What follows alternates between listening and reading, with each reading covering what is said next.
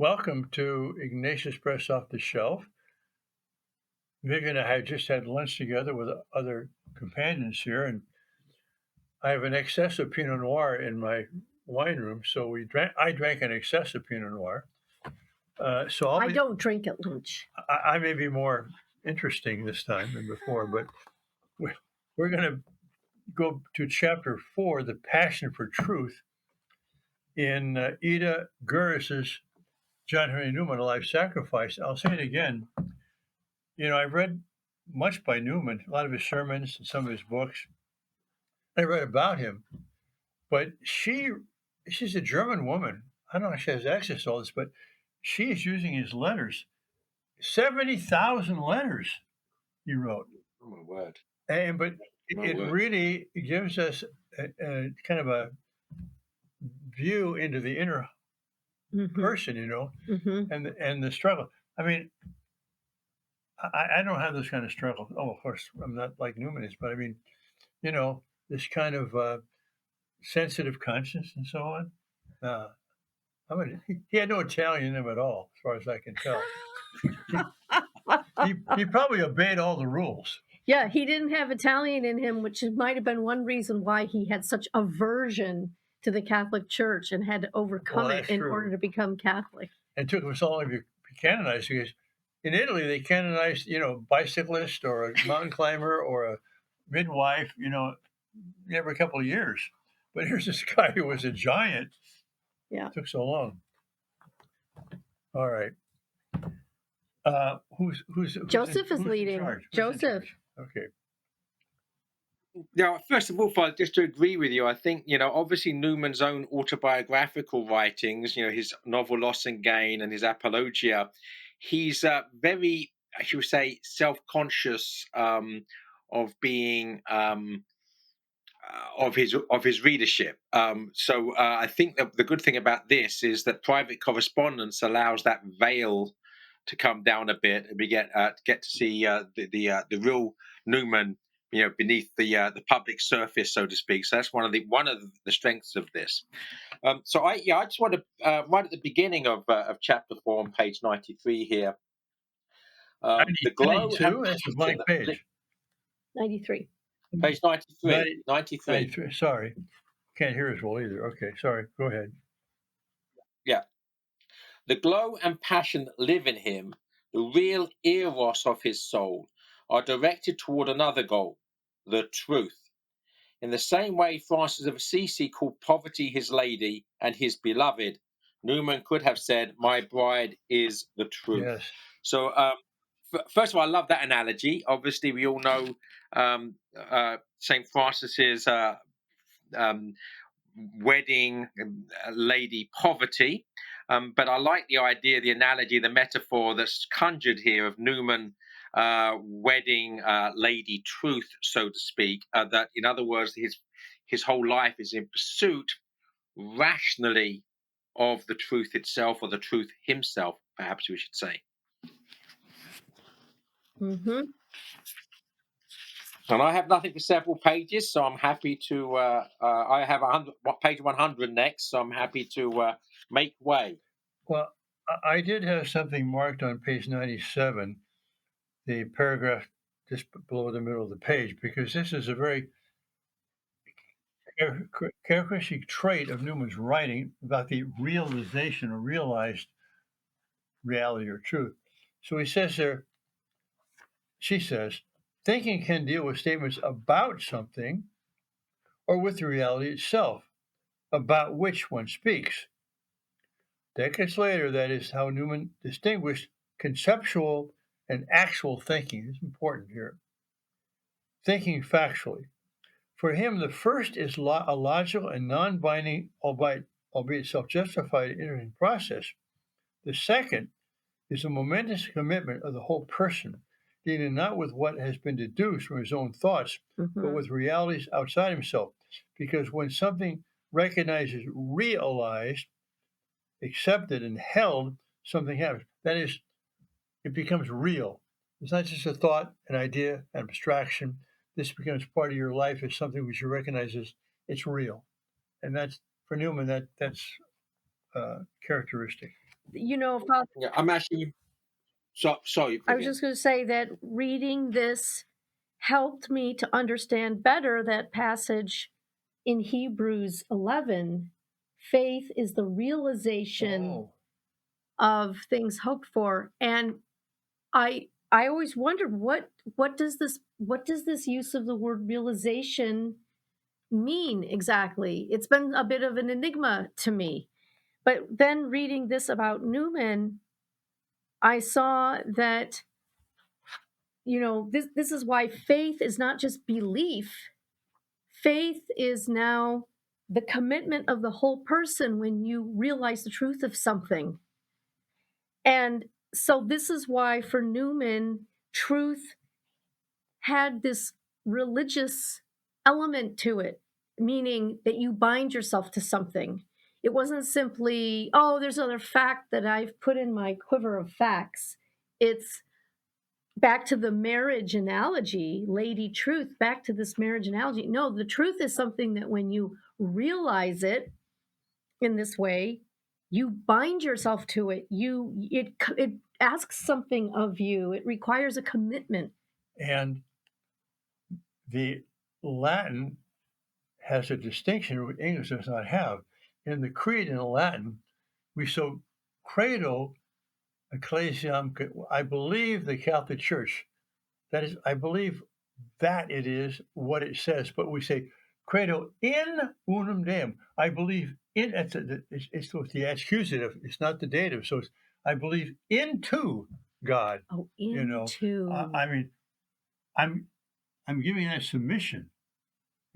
I don't. Oh, that's incredible. I believe into something. And that's what this is all about here. And now I understand what St. Paul is saying too, the realization.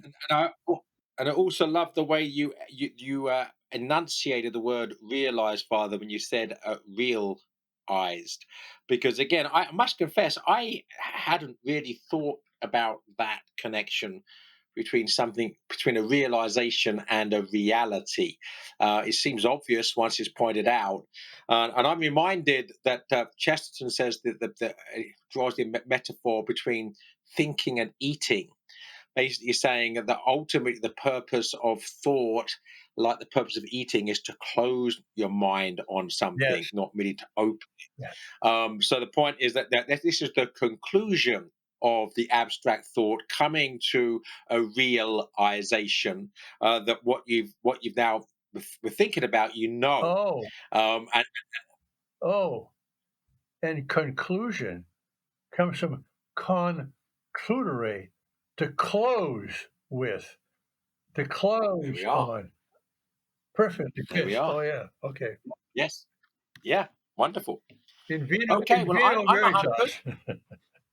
Or maybe, In vino maybe in Good veritas. Friends. Absolutely. Maybe in Good Friends, because that's another point that Newman brings up later, maybe not in this chapter, that to get at the truth takes more than one person. This is a collaborative experience, which is the whole basis of a seminar approach to education, right? That isn't just I'm thinking in a corner by myself and then I think these thoughts and that. No, I'm engaged with reality with other people who are also engaging in reality with reality, Yeah. and we all are grasping it together and closing in on it more and more. I mean, and in Greek it's called symposium because it's sun with posos, drinking. We're drinking with each other. Drinking it all Right, in. in vino veritas, the passion for the truth in vino veritas. Again, I'm the bottom of page 100 here. Go. If no one's Go, before Joseph. that. Yeah, go. Okay, this is a quote from Newman from the Apologia. Where? I felt then. Where? The bottom of page 100. Oh, at the bottom. Bottom of page 100. Bottom. I felt then, and all along felt, that there was an intellectual cowardice in not finding a basis in reason for my belief, and a moral cowardice in not avowing that basis. I should have felt myself less than a man, but did not bring it out, whatever it was. So we know the Catholic Church always insisting on the union. We talk about marriage to Lady Truth here, but this idea of the connection between the marriage of faith and reason. And here that we shouldn't merely be comfortable having faith in things that we are not comfortable in feeling are ultimately rooted in reason. I know that with me that once I was shown by reading certain key Catholic philosophers and theologians, including Chesterton and Newman, the Apologia, that once it became clear to me that faith was reasonable, I basically accelerated towards conversion because it was the belief that it wasn't or might not be which held me back. So basically, what he's saying here is that there's something manly and necessary in finding a basis and reason for what we believe, not merely accepting it uncritically. And that's why Newman uh,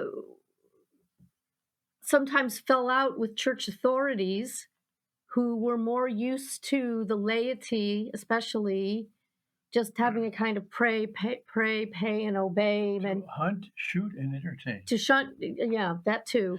That's what he said. Yes, Yes, later, yeah, yes. I've got that highlighted. Yeah, Well, it was that yeah, Monsignor Talbot who wrote that, to hunt, yeah, shoot, and entertain. yeah, That's yeah, all the laity's good. No, no, no, folks. Leave the thinking to us.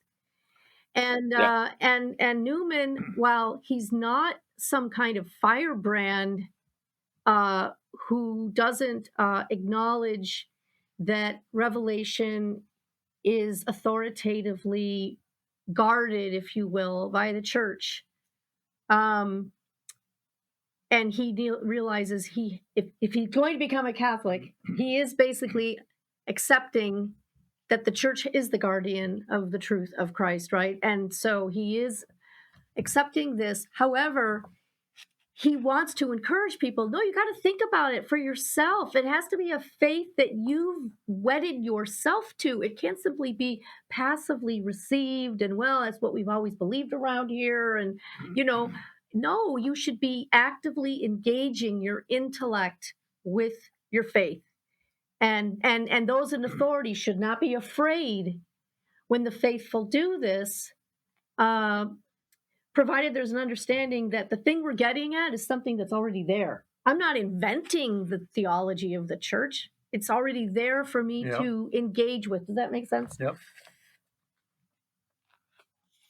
I've got a page. I've got 105 next, Well, I just and wanted a a quibble. pedantic remark. I guess most of them are when I make them, but on page 103, and we'll in the 103. next edition of this book, next printing, we'll fix this. But the paragraph in the middle there says, these teachings can be read as if from Newman's own life.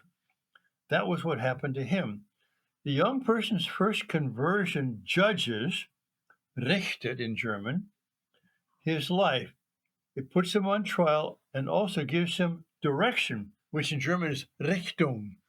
So there is in the German here, there is a play on words, if you will, but the first conversion judges his life. It richtet. It gives him a Richtung. It gives him a direction. Okay, that's my pedantic remark. I mean, I Okay. spent 2 years in Germany. I should have something to show for it. Go ahead, Joseph. Yeah, so I have a quibble on page 105. So it's halfway through that first full paragraph there, after the words in brackets in his apologia. What it tries to present is by no means autobiography in the ordinary sense, but only this: the slow, surprising, and sequential growth from the acknowledgement of truth and obedience to truth, and obedience in his life, step by step, from rung to rung. And this is my quibble, the quote here: to live is to change, and to be perfect is to have changed often. So it seems to me the metaphor prior to that is a very rational uh, progress and process in the right direction, step by step, rung to rung. And whereas to live is to change, and be perfect is to have changed often. That change in itself is not in itself uh, uh, having any direction. It's directionless. So I have a problem with that quote by Newman, taken out of context there, being as a follow-up to those preceding sentences, which seem to show that he's moving very logically and theologically in a direction based upon reason. And then this delivers to change. Well, I mean, what does that mean? I mean, I'm going we could change to we quibble could with you, change. Joseph, because the context there Yes. is the slow, surprising, and sequential growth from acknowledgement of the truth. So he's talking about this kind of change, not some kind of we're going to replace, a Chevy with a Ford or something like that, but rather something which is organic and slow and has a direction. And that's precisely what he's doing in the book on which this comes, Essay on the Development of Christian Doctrine, where Lewis quotes Vincent Lawrence, shows that change is like the growth of a body. You don't grow a new foot, or another eye. Yeah, Whatever. but it's just that I said, taken out of context, following on the sentences prior to it, it's confusing. And I would even, if I want to quibble further in a pretty literal sense, that God is perfect; He doesn't change at all. So to be perfect is to have changed often is not actually strictly true of the divine. So I did. I mean, I agree with you within the context of the sort of change that he's speaking about, both in the apologia here, but also in the essay on the development of Christian doctrine. The change is like the growth of a tree, not the change of a car from one model to another. Yeah. I agree completely. It's just that I quibble about its placement there in that context. That's all. Well, I given not just the context of this page, but all of this writing leading up to it, it didn't strike me that she meant anything other than development and growth, change in that sense, that it's the development and growth of what a thing is to what it is to become, which is the perfection of that thing. So I just took it as she's taking a quote from Newman to just sort of put succinctly the growth and development she's describing. I didn't think it would be left open to And misinterpretation. I think Joseph should change his mind, basically, and make a real radical change. Yeah, well, as to be perfect is to change often. I really feel that I should, but as I'm imperfect, I'm going to refuse. Well, then I guess you're just Uh, stuck, Joseph, right where you are. um, all right, I have 106 next. Go. So it's about 10 lines up from the bottom of that page. And again, it's a quote from Newman. But a man is responsible for his faith because he is responsible for his likings and dislikings, his hopes and his opinions, on all of which his faith depends. In other words, that our life of faith and our life of reason is connected to our will conforming to reality. And so, yes, if we are irresponsible, we will not actually have a growth in faith or a growth towards truth, but will actually be blinded by our own prejudice, our own predilections. So there is this relationship between our will and our faith. We choose to have faith or not. And so, you sometimes you run across people saying, well, faith is a gift and I just wasn't given that gift, so that's why I don't have any.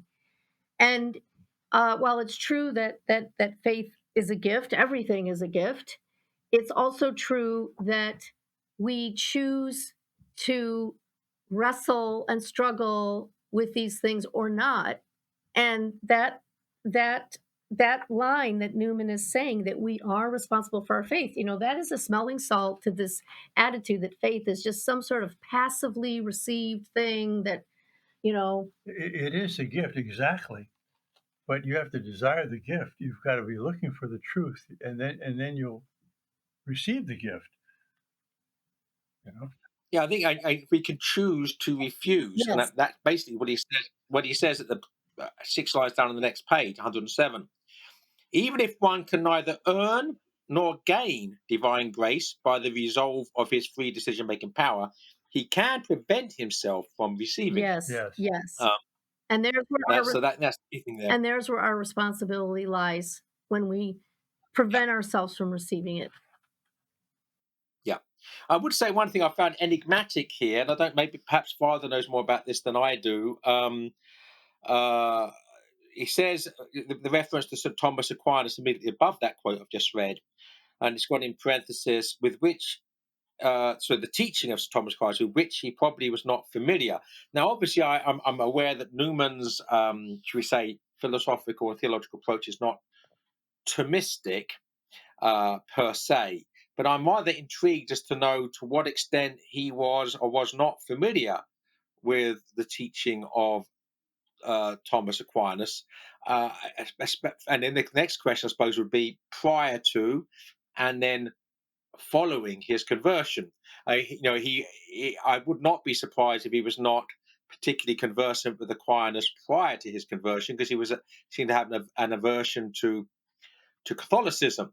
Although even then, I mean, obviously Thomas precedes the Reformation, but um, but the extent to which he remained unfamiliar with Aquinas, I find an enigmatic statement, and I have no idea how true that is. I'm not sure, but I remember reading through this large volume, which we published years ago and still have in print, called Protocol and Plain Sermons. And he's definitely scriptural.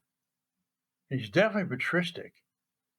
But I don't recall seeing much of medieval philosophy, Thomas, or anybody else, quoted or referred to or alluded to in his writing. So I'm not sure. It's an interesting factual question to which I don't know the answer. Yeah. Yeah, it was all it's meant to be. Is that I found that an intriguing statement of which I know nothing. I thought, I'd like to know more. Well, we'll have to ask ChatGPT. Actually, it might help us on that. Anyway, or Um, Grok or something. Yeah. I'm 109 next. So am I. Go ahead first. Well, I'm the new paragraph there. The new paragraph. Yeah, and again, I'm at the top paragraph. I am too. What does okay, Father have? then go for Right it. here. You go ahead, Vivian. Well, I just appreciated that, this word liberalism gets bandied about, Yes. modernism gets bandied about, and a lot of times it's used without clarity. And here, what Newman meant when he used the term liberalism in religion is the doctrine that there is no positive truth in religion, that one creed is as good as another. So that is a very specific use of the word, which I appreciate that clarity. That when we talk about liberal Catholics, we need to be careful. What are we talking about? Are we talking about people who don't believe there's any set doctrine that a Catholic is to assent to in order to be a Catholic? Or are we talking about, what are we talking about? And I appreciate that this definition is here. And he continues there. And this is the teaching that is no positive truth, which is gaining substance and force daily. It is inconsistent with the recognition of any religion as That's true. Mm-hmm. Then he goes on. From the age of 15, dogma has been the fundamental principle of my religion. I know no other religion. I cannot enter into the idea of any other sort of religion. Religion, as a mere sentiment, is to me a dream and a mockery.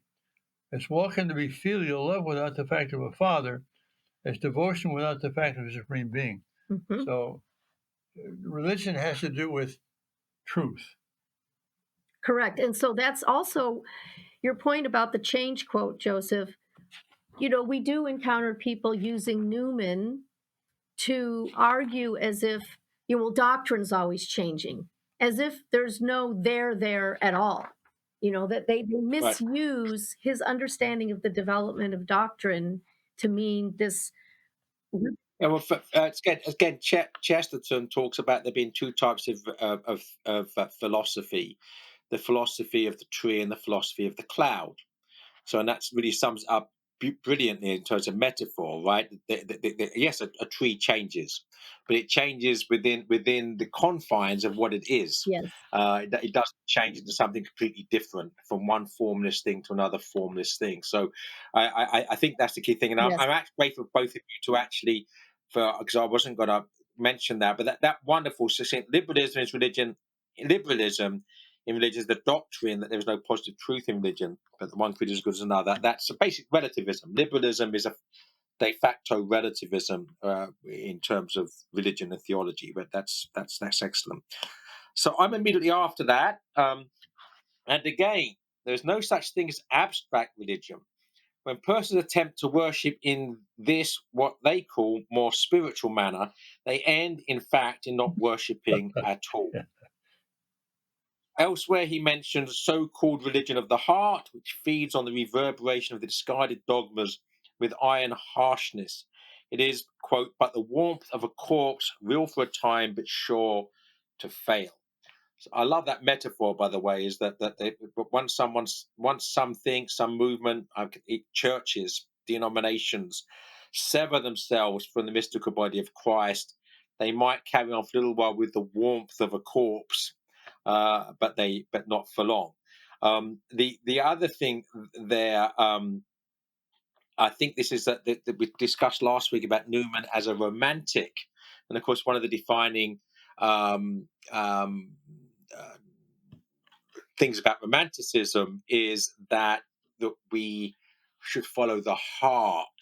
You know, empiricism of the Enlightenment was about the head, the hardness of the head, and that sort of replaced with some of the romantics with a softness of the heart, shall we say? And you can see Newman here is saying, well, if insofar as I subscribe to some aspects of romanticism, I don't subscribe to this aspect of romanticism, effectively. Joseph, you raised the question to what extent Newman was aware of Thomas Aquinas. And you brought up Chesterton, and I'm curious, what's your thought? To what extent was Chesterton aware of Newman? Do we know? Uh, yeah, that's a great question. If you actually look at his Victorian age in literature, I'm doing this from memory; it's behind me, but I'm going to resist the temptation to grab it. There are relatively few references to Newman in it, and in his Victorian age in literature is not just about literature; it's about the Victorian age culturally. And Newman does not get a great deal of mention. So, of course, Chesterton would be aware of him because he's a giant figure, but to the extent to which Newman had an influence on him, uh, I'm not aware. That's a great question. I know that you saw Dal Alquist recently, so did I. He was in California with both of us a few days ago. I'm sure he would have the answer ready at hand, but I don't recall Chesterton writing that much about Newman ever anywhere. So that And probably related to that, I mean, in my mind, the Oxford movement was some major movement in the Anglican Church in England in the middle of the 19th century. Uh, and Chesterton was, you know, at least formally an Anglican, uh, but he, I think that's the problem, Father. I don't think he particularly was. His parents were sort of were quasi universalists, so that Chesterton's conversion is a bit actually parallel to mine.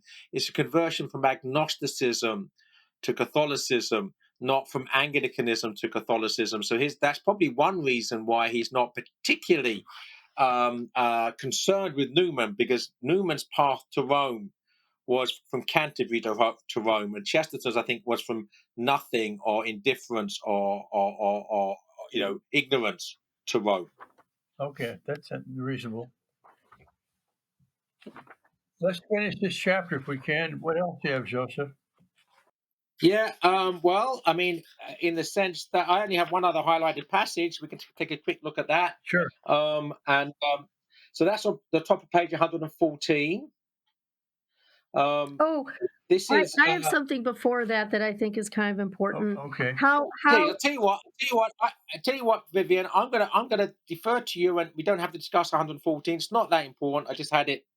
I had it highlighted. Perhaps I'll mention it in passing without reading it, but I defer to you. So what well page? on 112, that excerpt there, where we get Newman's take on differences among Christians, and I think this is important because this is coming from, I guess, Ward's something, was it a letter or whatever?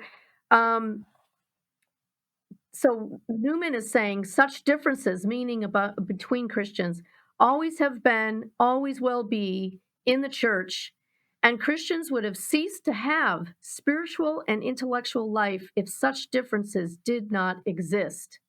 And he goes on to say that he does not have anxiety or trouble over them. And I think that's a very good thing to keep in mind, that if it weren't for these differences that we had to labor over and talk about and think about or whatever, we'd be a lot duller. And what Father, maybe, or Joseph, we need the heretics. Yes. Well, didn't someone say something like that about heresy in particular? That Yeah, I mean, I think heresy brings out the. It's true that heresy brings out a reflection on whatever doctrine they're denying, but it tends to become one-sided. I think ideally, I don't think God desires heresy. I think that if the church had grown organically without the too much influence of sin, there would have been development through contemplation and discussion and friendship and fellowship and all these things. It wouldn't have to have been an opposition, I think. And also, But I'm sort of thinking about an analogy here. We know that the blood of the martyrs is the seeds of the Yes. church, but perhaps the errors of the heretics are the seeds of the truth. That basically we have to have the mistakes made obvious to us in order to actually think more clearly about why they're wrong and what is actually right. It's a catalyst for further contemplation and discussion. he also mentions here that God means such differences to be an exercise of charity.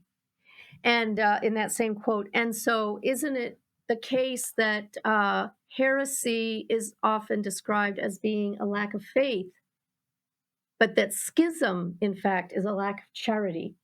In other words, when you let the differences lead to, now some differences are, they just can't, they're inadmissible, I mean, and then she goes on, the author, to say, this is how Newman thought about diversity within the faith. So I'm not exactly sure how in within is, exactly. Because even good willed people of Christian faith and serious Christian faith can still have serious disagreements. But to, rather than be afraid of those or run away from them or think that they're doing a disservice to the truth, to see that perhaps they can become a service to the truth if we have the courage and the charity to discuss it and even argue over it, to get at it better. I'm willing to be a heretic to serve the truth, but not a martyr to serve the faith. Father, Thankfully, Father, we both know you better than that. So, just very briefly in passing, so we can close because we're over time now. What I want to say at the top of page 114, we don't need to read it, is that he's in his book, The Arians of the Fourth Century, at the top of the page there. He talks about there should be no mercy for the leaders of heretical groups, but then he qualifies that later in the sense that he doesn't believe in saying no mercy should include burning people at the stake or torture. right. And I certainly sympathise with that because writing my book on the faith of our fathers, history of true England. Mary Tudor, right? I mean, she was the Catholic queen, but I'm balking at the idea of burning heretics. I think that's not called for in charity towards the enemies of the church, however dangerous they are. Exile them or whatever, but do not obviously torture them and burn them at the stake. So I'm with Newman entirely with regards to his sensibility here. I'm sure glad to hear that. Yeah. All right, that's good. We'll conclude chapter 4. Be back next time with chapter 5. Thanks for watching and listening. If any of you are, God bless you.